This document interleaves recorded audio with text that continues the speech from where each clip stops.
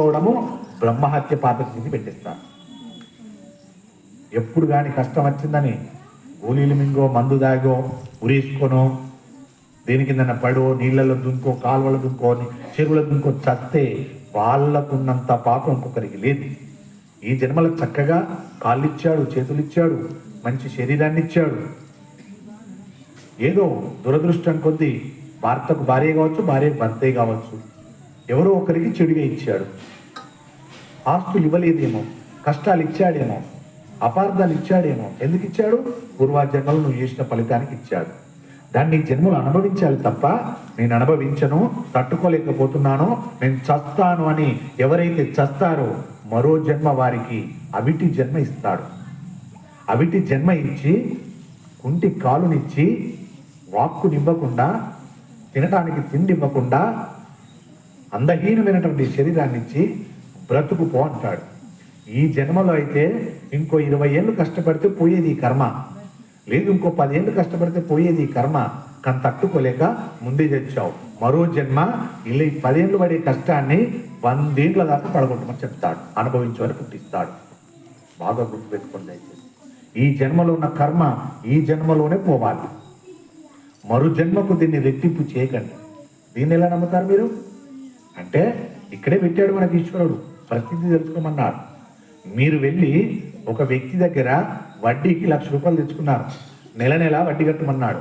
కట్టకపోతే అది రెట్టింపు అవుతుందని మీకు ఒక బాండ్ పేపర్ రాసుకొని డబ్బు ఇచ్చాడు. మనం ఒక నెల కట్టాం, 2వ నెల కట్టలే, 3వ నెల కట్టలే, 5వ నెల కట్టలే, ఎంత అవుతుంది? మన భాషలో 1,00,000కు 2,000 అయినా 5 నెలలు కట్టకపోతే అది 10,000 అయింది. 10,000కి ఏం చేస్తాడు? మళ్ళీ వడ్డేస్తాడు. 6 నెలలకు 10,000కు వడ్డేసి 1,00,000కు వడ్డేసి దాన్ని 1,50,000 చేస్తాడు. మళ్ళీ 6 నెలలకు మన డబ్బులు వెళ్ళలే, కట్టలేదు, మళ్ళీ 1,50,000కి మళ్ళీ వడ్డేస్తాడు.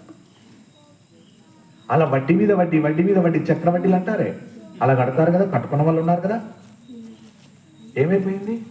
తడిచి మోపడైపోయింది, మోయలెంత బరువైపోయింది ఇప్పుడు. అలాగే మన జన్మ అంతే. ఈ జన్మలో నీకు ఇచ్చాడు కర్మలు కొన్ని, నువ్వు చేసిన పాపానికే. అవి అనుభవించి రా అంటాడు. నువ్వు అనుభవించలేదా అది రెట్టింపు అవుతాయి.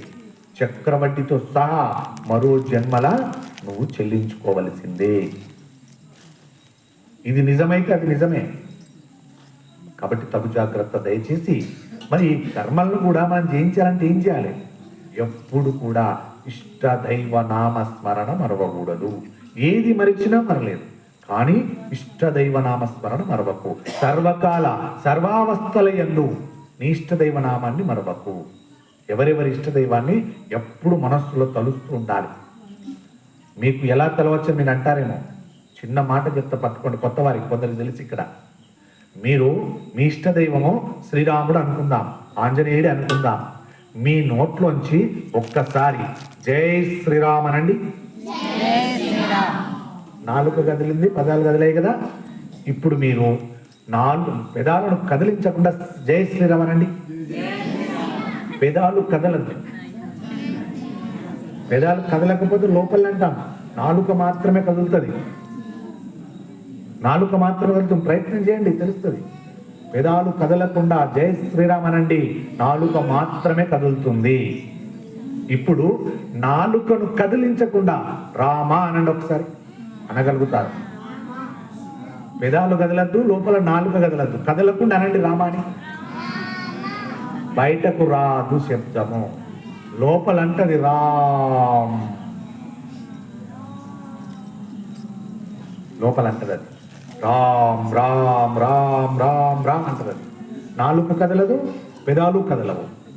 దీన్నే నిరంతరము సాధన చెయ్యాలి మనుష్యుడు. ఇప్పుడు ఇది చెయ్యాలంటే మీతో మాట్లాడుతున్నాను, అయినా లోపల శివోహం శివోహం శివోహం అంటుంది. అలవాటై దానికి. మీరు కూడా ఇక్కడ వింటున్నా మీ లోపల మీ ఇష్టదైవనామ స్మరణ నాలుక కదలకుండా అనొచ్చు. అది సాధన చేయండి దయచేసి.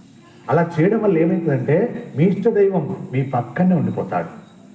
అలా ఉంటే ఏం జరుగుతుందంటే రేపు పొద్దున మన ప్రారంభ కొద్దీ తెచ్చుకున్న కర్మలున్నాయి, పాప కర్మలు, అది ఏదైనా ఆపదతో కూడుకున్నదైంది అనుకోండి, ఆయన ఎప్పుడు మనతోటి ఉంటాడు కాబట్టి ఆపద నుండి బయటపడేస్తాడు. ఇది ఇలా చేయాలి.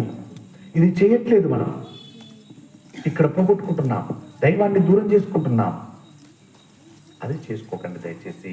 దైవం మన పక్కన ఉండాలంటే యంత్రాలు, మంత్రాలు, తంత్రాలు పెద్ద పెద్ద ఏం అవసరం లేదండి. మనస్సులో నిరంతరము నాలుక కదిలించకుండా, పెదాలను కదిలించకుండా మీరు చేయవచ్చు స్మరణ.